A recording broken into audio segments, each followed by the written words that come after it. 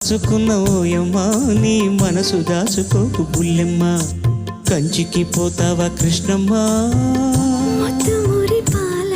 ఆ కంచి వార్తలేమి కృష్ణమ్మ, కంచిలో ఉన్నది బొమ్మ, అది బొమ్మ కాదు.